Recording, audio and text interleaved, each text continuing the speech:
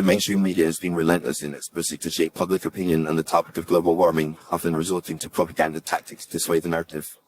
This raises an important question: why does the mainstream media want to control us with global warming propaganda? The answer lies in a complex web of interests, motivations, and ideologies. On the surface, it appears that the media's primary goal is to raise awareness about the threats posed by climate change and to encourage individuals, organizations, and governments to take action to mitigate its effects.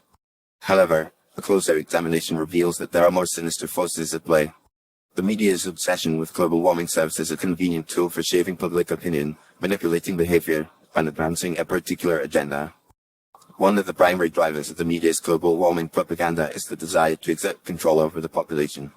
By perpetuating a sense of fear and urgency, the media creates a climate of anxiety that makes people more susceptible to manipulation.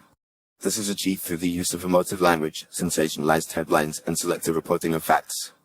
The constant bombardment of alarming news stories and dire predictions creates a sense of hopelessness, which in turn leads to a desire for government intervention and regulation. The media's promotion of global warming propaganda also serves to advance a particular ideological agenda.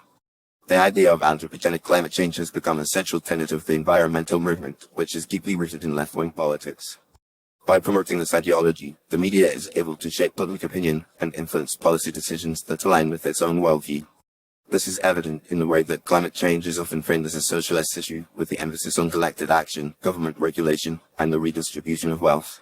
Furthermore, the media's global warming propaganda is also driven by economic interests.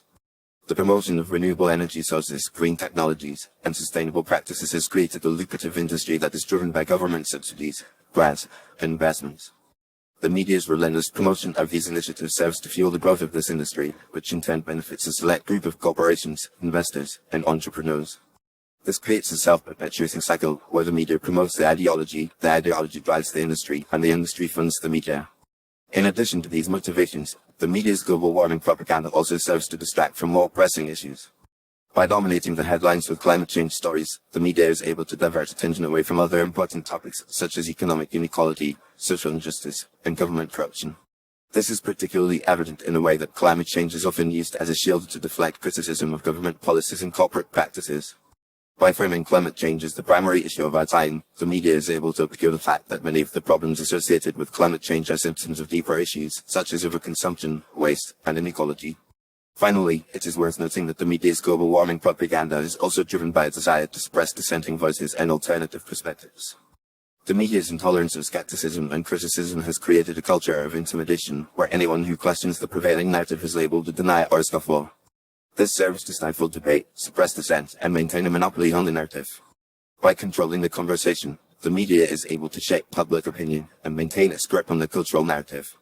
In conclusion, the mainstream media's desire to control us with global warming propaganda is driven by a complex array of interests, motivations, and ideologies.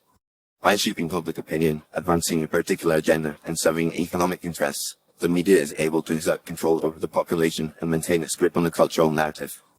However, it is essential to recognize the propaganda for what it is and to approach the topic of global warming with a critical and nuanced perspective, one that takes into account the complexity of the issue and the motivations of those who seek to shape our perceptions of it.